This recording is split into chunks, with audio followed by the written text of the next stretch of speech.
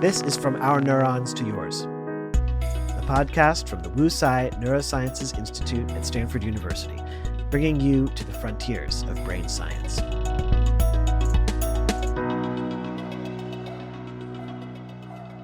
When we make decisions, our brain draws on a whole network of systems, some deep and emotional, and others more analytical and deliberate.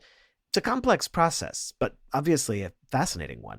And neuroscientists have spent the past few decades tracing how these different brain circuits work together as we make tough choices, like where to invest our money, or more everyday decisions, like which videos to watch online, or for that matter, which podcast to listen to. Now, if you have been listening to this show, you can imagine that the ability to listen in on the brain systems that guide our choices can let scientists start to predict our behavior. Today's guest has taken this a step further, though. He is showing that measuring brain activity in just a few individuals can actually forecast widespread social behaviors, like which stock prices are likely to go up or down on the market, or which videos are likely to go viral. Brian Knutson is at the forefront of the field of neuroeconomics, which bridges psychology, economics, and neuroscience. In other words, he studies the science of decision-making. So let's just get right into our conversation. Brian Knutson, welcome to From Our Neurons to Yours. It's great to have you. Thank you. I'm very excited to be here. I'm a fan of the show, and I hope I don't mess it up too badly. No, we're going to have a great conversation. The thing I want to talk about today is one aspect of your lab's work in an area called NeuroForecasting. This basically involves a series of studies that suggest that you could use brain imaging to predict large-scale human behavior, like stock market decisions, whether a video is going to be popular, whether people are going to buy certain things, and so on. But I think before we get into that, why don't we start by talking about what we know about individual human decision-making, what we are coming to learn about the committee in our heads. I like to think of it this sort of like the movie Inside Out, with different like characters in our heads helping us make decisions. Could you take us on a brief tour of the parts of the brain that are involved when we make decisions? I was thinking maybe we could start with a toy example. My producer, Michael, recently gave in to his children's demands for a puppy. And now he has this cute little fluff ball that's destroying his house. And he wanted to know how his brain got him into this mess. And so I thought maybe we could do a little tour of like, what are the key systems involved in making this decision? Yes. How do people make decisions? How is the brain involved? And it really is the story of a field called neuroeconomics. It's evolved over the last 20 years. And it really came about, I think, because we got these new techniques for looking at brain activity, and we could see not just, what was happening in the cortex at the surface, but activity, oxygenation, neurons being active. We're below the surface, even, deep in the brain and the brainstem and the subcortical areas that I'll talk about. And this is with the rise of functional magnetic resonance imaging, like in the late 80s, early 90s. Yeah, exactly, which I'll now say fMRI after having said that. Yeah. And that arose in the early 90s, and people started using it to look at phenomena that they understood better, like vision, looking at the back of the head, motor output, moving your hands or something, that's going to be up here at the top of your head. Those are well-mapped cortical areas. But then people started to ask more sophisticated questions about, what about choice? What about, maybe not buying a puppy, but maybe, do you want to take this risky gamble or not? This is an old behavioral task that has been used since the time of Descartes, right? People still want to know who's going to gamble, who's not going to gamble, when are they going to gamble, what's going to cause them to gamble. This is the stuff of actuarial science. This is the stuff of the casinos of Las Vegas. So we can take that as a behavioral fruit fly, if you will, of understanding choice. And we can ask the question, what happens before people take a risky choice? What has to happen? Can we see that in the brain?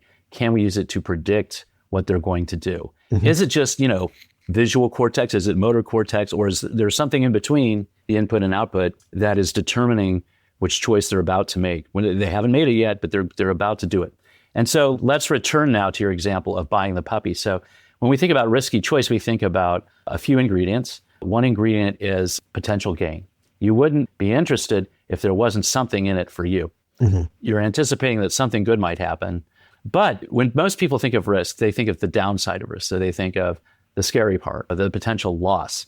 So yes, you could potentially gain something, but you could also potentially lose something. And you don't know what's going to happen.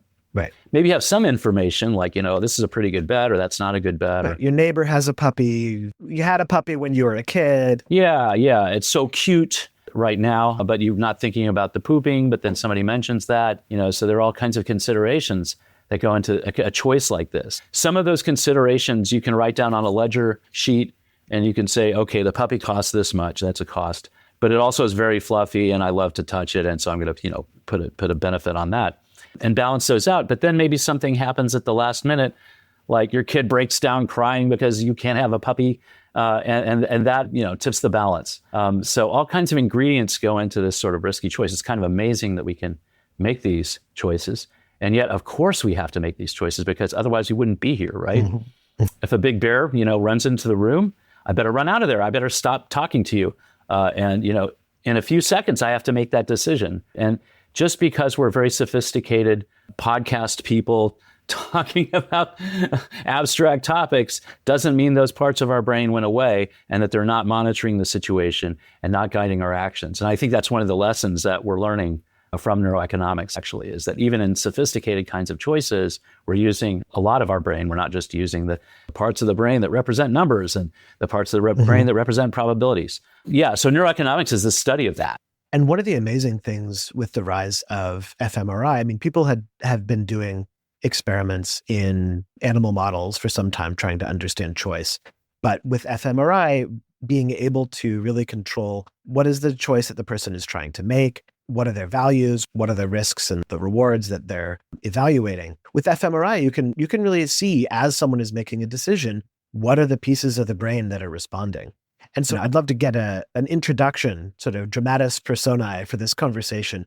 What are some of the key brain systems that we're going to be talking about as we talk about how we make these decisions at an individual level? So now that we've introduced fMRI and we can see millimeter resolution activity, if you will, at a second-to-second scale, what that means is that, it's not that fast, but it's pretty fast. It means at the speed of choice, you can see what's going on in there and what happens before the choice. Now you have a behavioral problem. How do you set up an experiment with humans where you can elicit this kind of choice and separate out the components in time and then see what is active during that choice? Let's just use the risky gamble example because we've used that a lot.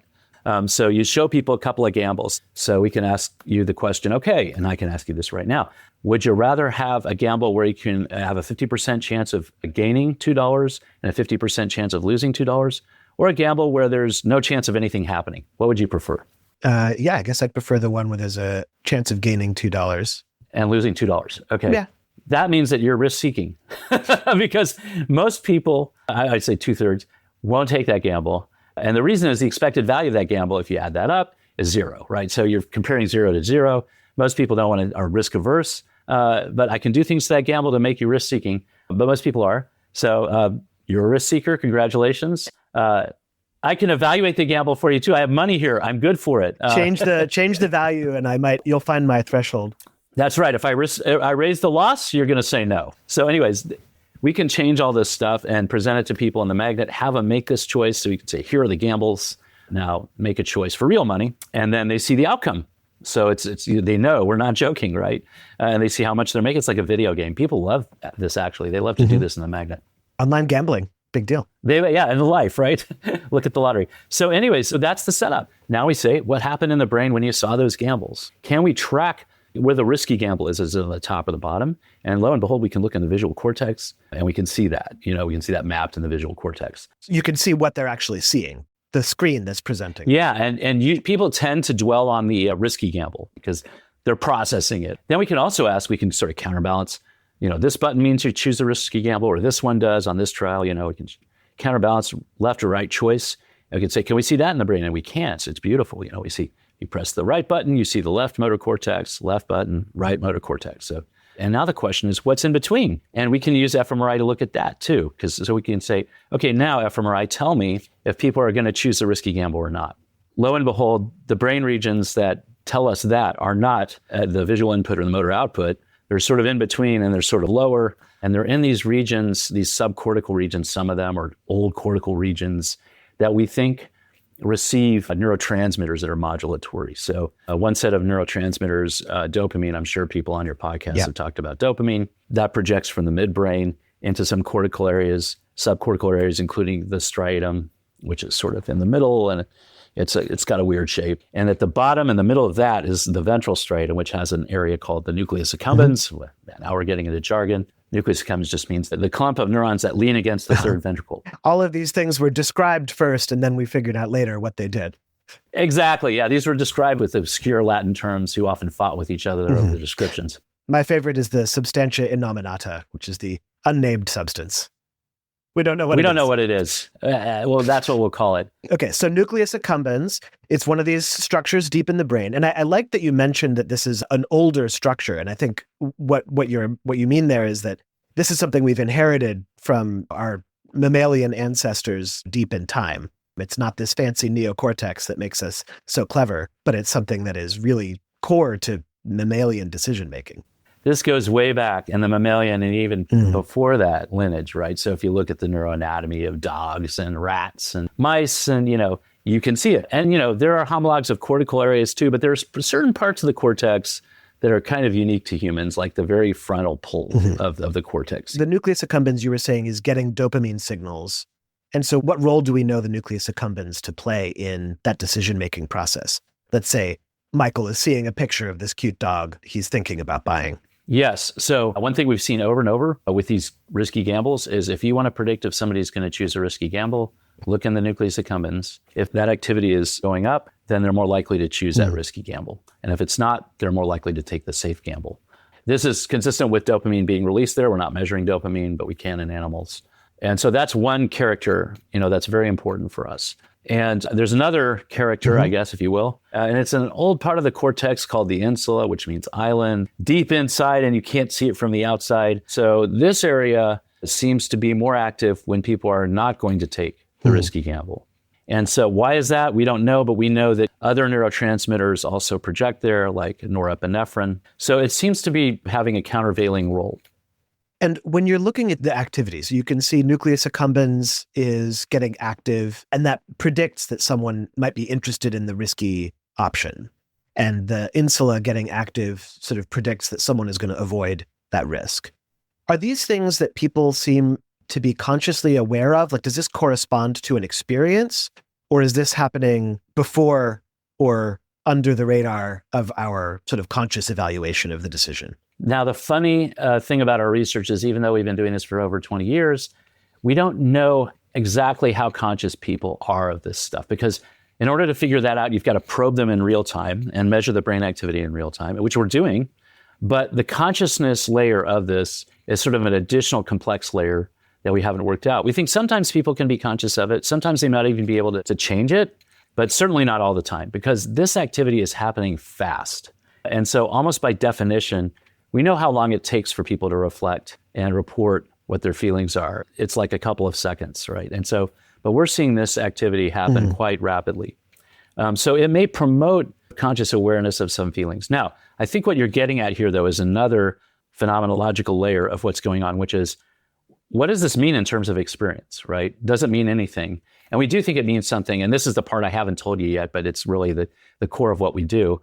Is we think it's related to certain feelings that people have before they make a choice or before something happens. So nothing has happened yet, but people still imagine it might happen and they have feelings about it. Those feelings motivate them to go forward or to move back. We call it anticipatory affect.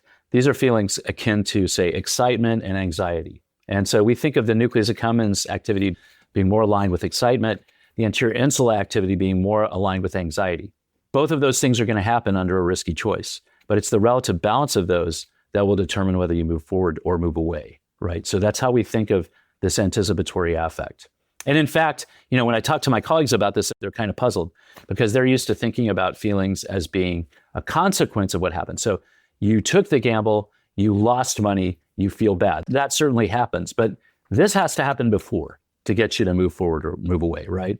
And that's critical adaptively. And so when I talk to stockbrokers about this, they're like, oh yeah, of course, this is greed and fear. They intuitively have a sense of what this is about. Now, are people conscious of this? Are they aware of it? Are they monitoring it? Are they regulating it?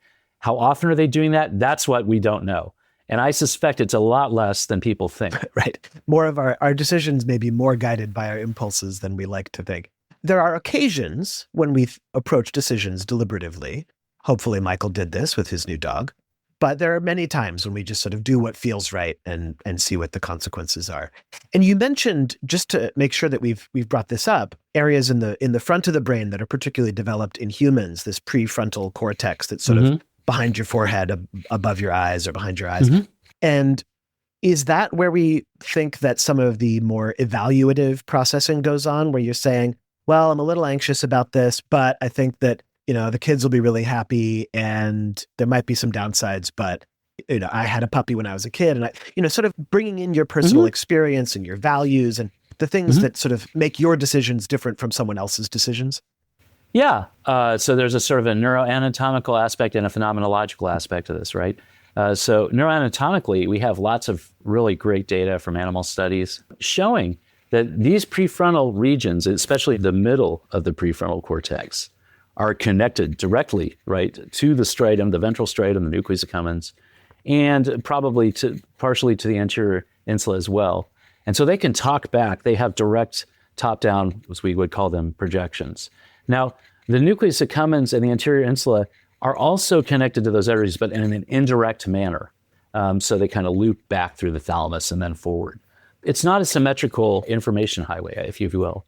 So we have reason to believe that input from those areas will matter, right, in terms of what's going on in these deeper regions. So that's the anatomical layer. The phenomenological layer that I haven't talked about yet is time.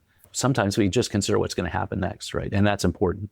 But we don't always just consider what's going to happen next. Sometimes we think about the future. Sometimes we think about the past. Sometimes we think about, how will my kid respond to this dog every morning? Sometimes we think about, I had a dog and I loved that dog. And it was a big pain in the neck, but boy, it was one of the best things that ever happened to me. We can step outside of the here and now and then integrate additional experience or imagined experience into our choices. We think the prefrontal cortex, especially the midline of the prefrontal cortex, may be important for integrating that kind of information in. And this leads to sort of us looking at these three areas, basically, before people make a choice. We actually have a little framework, what we call the AIM framework, or the Affect Integration Motivation Framework. It's sort of a hierarchical idea that when you first encounter a risky choice, you have this anticipatory affect. But then you have to integrate those responses with other kinds of value that are maybe more long-term. And then you have to move. You have to be appetitively or aversively motivated towards or away from that choice. And by the way, that implies that you don't have to do it right now. You could do it later. So you might be able to do the affect and the integration now and then decide, I'm going to buy that item later. So that's why we use that acronym. But it also helps us to know where to look when we're trying to predict if you're going to choose the gamble or buy a dog. And that's why a salesperson or a marketer would prefer for you to make the decision right now, because then you're going to be making the decision presumably based on those initial emotional responses. Someone who's trying to sell you something doesn't always want you to have time to reflect on it more cognitively. That's exactly. Look how cute this puppy is, Don't think about the poop. Okay, so I feel like we've got a good cast of characters here. I'm sure there are many more we could talk about, but primarily we're talking about nucleus accumbens, excitement for something, even if it might be risky, insula, a little anxious about risks, not sure if it's a good idea, prefrontal cortex, looking at the evidence, integrating past experience, imagining the future, all that stuff.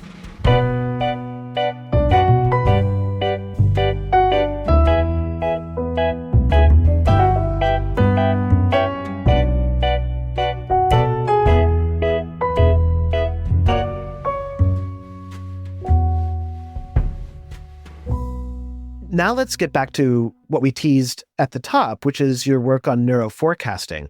I find this really fascinating. It's a little bit science fiction to me. The idea that you can use people's brain activity, and often a small group of people's brain activity, to predict the behavior of a much larger group, how people are going to respond to stock prices, how people are going to respond to a video online. And you know what it reminds me most of, actually? You know the Foundation series by Isaac Asimov? Oh, yeah. Right. So this reminds me of Hari Seldon a little bit with his psychohistory, where he basically can predict, hundreds or thousands of years of human history based on the principles of human psychology. So I assume we're not at that point, but it does have a flavor of that. And so I guess maybe you can tell me, what is your hypothesis about how you can get insight into large-scale behavior by just studying the brain activity of a few people? Yes. So when we first started trying to do this work, it seemed crazy. And one of my grad students, who's now faculty at Rotterdam, Alex Janevsky, said, hey, I'm really interested in charitable giving. And he had done some work actually on what causes people to give to orphans, and it turns out if you see their face, that causes them to give 33% more. It turns out the nucleus accumbens is involved in that. So coming back to the puppy example, if you see the puppy, you might be more likely to buy it.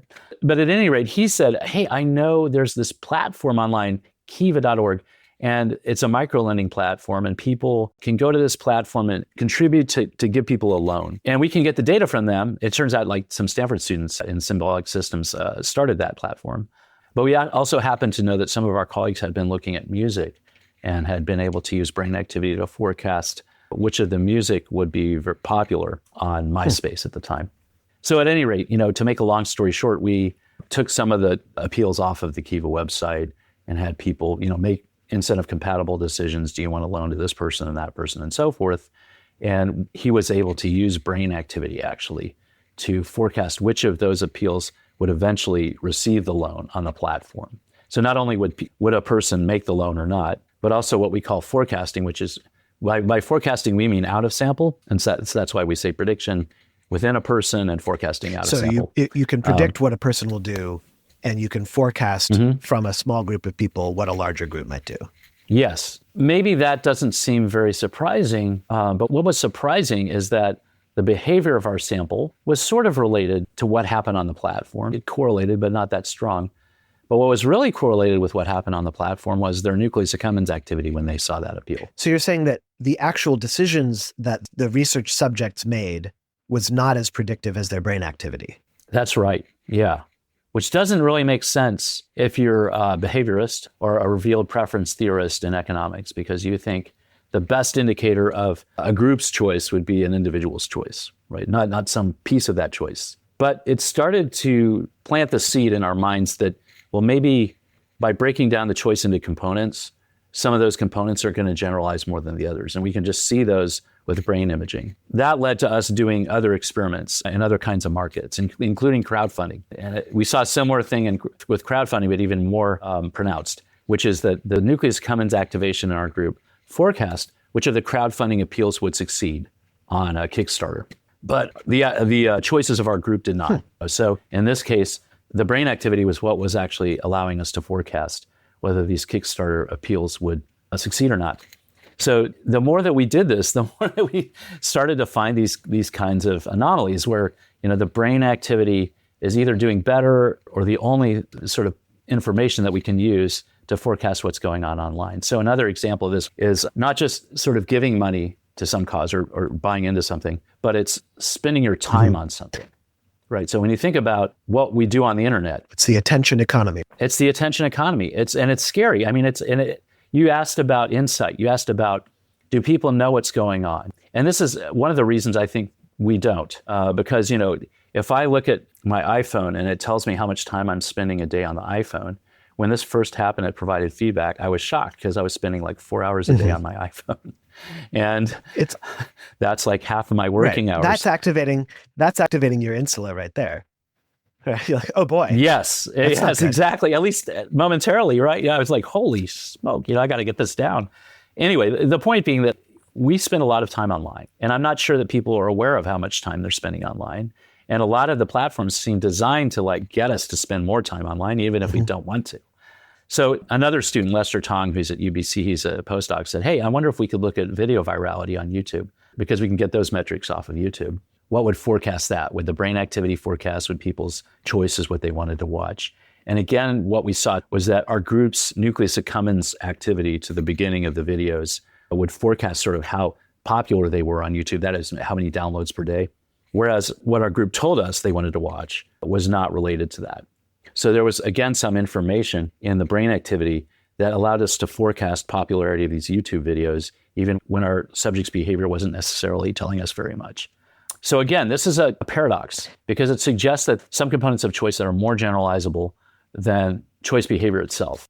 So you've had all these experiments where you've seen that the brain activity can forecast what larger groups of people are going to do, whether it's with spending time watching videos online or making financial decisions based on market trends and so on. But my understanding is that for a while, it was sort of unclear why this was happening. Like, why is it that the brain activity is even better than looking at people's self-reports of what they were thinking? So you had a paper this summer, I think, in PNAS Nexus that tried to understand a little bit more what is happening here. Why is the brain data so effective at forecasting what large groups of people are going to do? It comes back to this model you were talking about, where we have these very fast emotional responses, whether they're excitement or anxiety, followed by more individualistic evaluation in areas like the medial prefrontal cortex, where we're bringing in our past history, our values, our imagination of the future, and so on. And that maybe it's because we share these emotional responses from our deep evolutionary history, those are going to be more predictive of what lots of people are going to do. And the more sort of individual evaluation of the choice is going to be more variable, right? I'm going to make the decision, I'm going to evaluate the decision differently than other people. Was this sort of the hypothesis you were coming in with? Because I should say that latter thing, the slow decision-making, to use Kahneman's like thinking fast and slow model, that's what you're seeing with people's self-report or people's behavior. That's the output of their behavior. Mm-hmm. But maybe it's less predictive of what lots of people are going to do because it's so individualistic. Yes, that is definitely the spirit of what we were trying to look at. And part of it came from pushback, really, which is great, from my marketing colleagues who said, I don't understand how this can work, because if your sample is representative of the population, then your behavior should be like the population. And if it's not, how can the brain activity then forecast, right? If your sample isn't representative, it doesn't make sense. Right. If you're looking at a group of Stanford undergraduates, how can it translate to the population at large who isn't much like Stanford undergraduates, for example? And it let us start to think about generalizability. It's like, wait a second, like representativeness, what does that even mean? That's like, you're thinking of that as an individual, right? This individual is like those individuals. But what if we think of representativeness in terms of choice components? Like, this part of your choice is more like everyone else, and that part of your choice is not, So that kind of flips everything, so that suddenly it's like, oh, well, if we break down the choice along these components, we can actually assess which of them is more similar and which is not. And they're sort of parts of our brain. Right. And they're right. Here's your sample, here's the market. And so again, this is Alex Janevsky in Rotterdam who really conceptualized this, but he said, look, let's just measure the demographics of our sample. We can measure things marketers would measure. How old are you? What is your gender? What is your race? Very basic kinds of demographic attributes they would measure. And then we can actually create a market. So this is what he did, created a market on the internet for these, because we had the stimuli that we had used in the magnet for watching videos or for crowdfunding requests. So create these markets of, sort of 2,000 or 3,000 people on the internet, measure their demographics too. And so then what we could do is split up the markets in terms of who is similar to our imaging sample and who's not.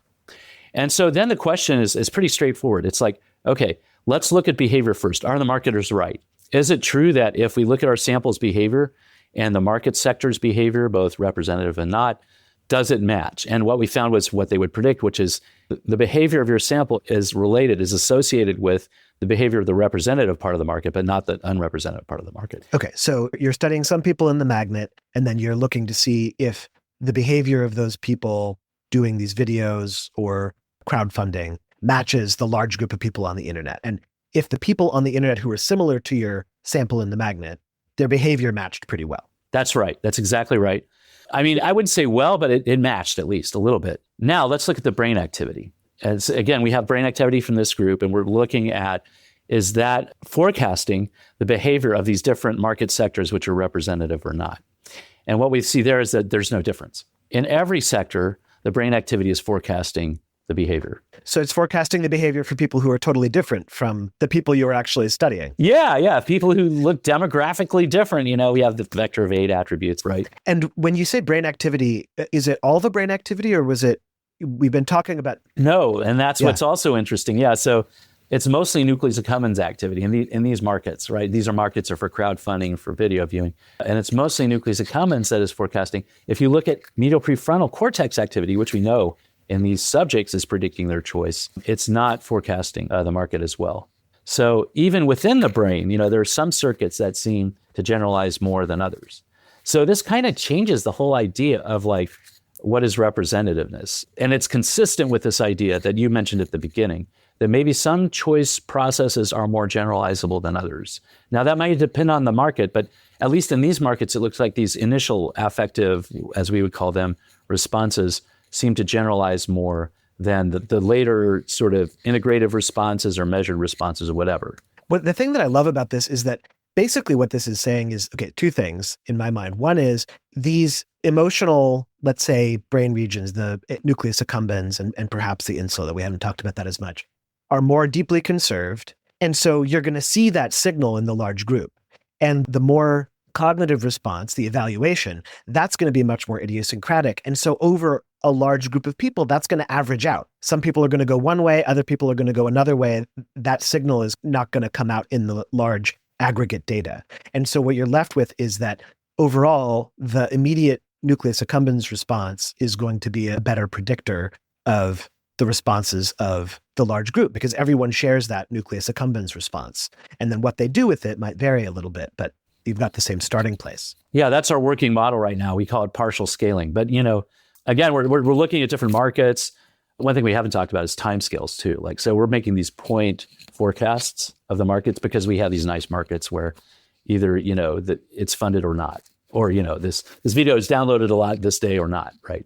But the market's changed. So that's another whole caveat. And so I know that, your work has many different applications. We've talked before about how some of this decision-making work is relevant to addiction, for example, why people make certain choices despite really negative consequences. And that's something I'd love to have you back on to talk more about. That could be a whole episode on its own, of course. And we've talked with your colleague, Keith Humphreys from the NeuroChoice Initiative and Rob Malenka as well. So I'd love to have that conversation more in depth. The thing I wanted to ask you about now is sort of what are some of the implications of this? You're talking with colleagues in economics, and clearly there's probably a lot of interest in people who make viral videos and knowing what's going to make them viral.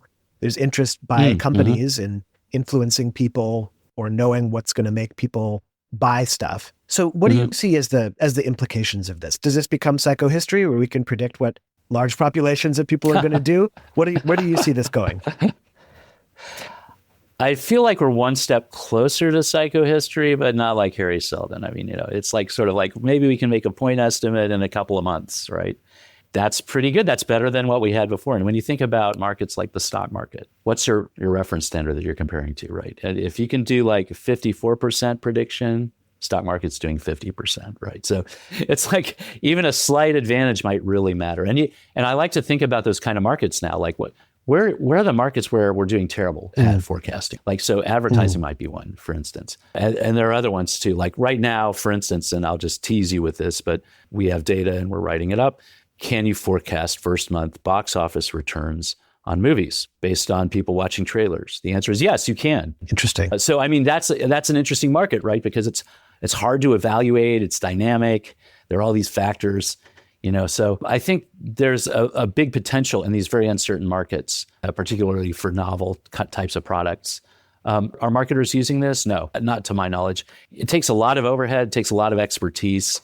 The equipment is, large and in basements. And so it hasn't really penetrated into market applications. There have been waves of neuromarketing sort of applications where people have thought, well, if I take this other more peripheral measure, maybe I'll get the information I need. That remains to be seen. I don't know if they're going to be able to do that or not. I've witnessed about 2 or 3 waves of this. For us, we're really interested in human choice. And now we're interested not just in individual choice, but how does that scale to the aggregate? I thought coming into this, there would be well-established theories of how this happens in economics and or psychology. And I cannot find great theories about this. So I think we actually need a theory of how this happens and how it dynamically unfolds, and what kinds of generalities will spin out over time. So we have a lot of work that we kind of need to do in that domain as well. But also, I think there's nothing that speaks like application. So if you could show that you can get a better forecast than the industry standard, to me, that's very compelling. And it means it's a vindication of whatever minor theory that we have so far. I guess I just want to represent a sort of discomfort that I think people sometimes have around the idea of using brain data for commercial ends. Mm-hmm. And I'm curious sort of what you think about that. Is that something that you've grappled with in thinking about how some of the work that you're doing might be used or abused in the future? Yeah, I mean, I'm not rich. You're not using this to play the stock? That implies you're not playing the stock that market, Brian? Maybe I will, but not yet. What that implies is that I'm a little bit hesitant too about trying to capitalize off of the applications. It's not that I don't think that we should. I mean, I think when a new technology arises, it can be used for good or evil. And so we're sort of, in the forecasting sense, we're sort of averaging the data across a group. So there's less of this sort of individual identifiability thing going on, although one can imagine that maybe I want to predict what you're going to do and not somebody else, and we do have that issue with looking at addiction, for instance, and relapse. But ethically, yeah, if you can forecast uncertain markets, which ones should you be dabbling in, which ones shouldn't you be looking at? I don't have a clear line that I know to draw there. Perhaps ethicists can help us with this. Yeah, I mean, it feels like there's a concern that these social media companies are mining our attentional foibles for profit. And so this is sort of where, wow, you see why that works, right? You see why it's effective to really delve into some of our these core human impulses and reactions. And the brain data is reminding us that we can be manipulated. These are deep-seated emotional systems to guide our behavior from millions of years ago. And it's good to stay mindful of that. And for me, I'm coming away from this just remembering that those feelings of excitement or anxiety should be a first reaction and maybe not a final reaction. I agree. I guess two points I'd like to add. One is that if I discover something and I write it down and I publish it, then that's available to you, Nick, to read. And you have access to that. If a company discovers it, it may go into their basement. You may never see it again. They may use it to extract profit from you and worse. And so, or your attention. I don't need to go much further because this is happening on the internet right now. So I think it's very important as a scientist to actually study this and understand it and try to convey to others what is going on, because a lot of it is probably happening below the radar of our consciousness, our conscious reflectiveness. That's one reason I'd rather have me discover it than a company that may not have the user's interests at stake. The other reason is that, maybe there could be technology that counteracts that other technology that's trying to seduce us in and make us spend 4 hours a day on our iPhone and be angry at other people and basically be the kinds of people that we don't necessarily want to be. Right. How can we use this decision science to become the people we do want to be? Exactly. Yeah, that's beautiful. And I love the thing that you said earlier about, maybe this can also be helpful for improving getting things to people that they actually want and like. Companies are making big guesses. You talked about movie companies. Maybe this reveals that some small-time movie producer is making something that people are really going to respond to. And that gives the studios evidence enough to take their own risky gamble on something. So it's nice to think about, some of the potential positive outcomes as well as the things we should have our eyes out for. Absolutely. And it is my responsibility to think about that. So thanks for helping me to do that. Well, this has been such a fascinating conversation. Always happy to talk to you about the future that's coming out of your lab and others. So Likewise. Thank you so much for coming on the show. This has been a pleasure. Thanks so much, Nick. Fantastic. I still don't know why we got this damn dog. But when my wife asks, when my wife asks, why did we get this damn dog? I can say, I have just the podcast for you. Hopefully. You can just blame your nucleus accumbens. Thanks again so much to our guest, Brian Knutson. He's a professor of psychology in Stanford School of Humanities and Sciences. Check out his work in the show notes. We've got links to publications. We've got links to past news stories about this fascinating work. So if you want to learn more, check out his work in the show notes. And if you've been enjoying the show, please subscribe and share with your friends. That's how we grow our audience and bring more people to the frontiers of brain science. We'd also love to hear from you about whatever is working for you on the show or things you'd like to hear more about. If you've got thoughts, leave us a comment on your favorite podcast platform or send us an email at neuronspodcast@stanford.edu. From Our Neurons to Yours is produced by Michael Osborne at 14th Street Studios with sound design by Mark Bell. I'm Nicholas Weiler. Until next time.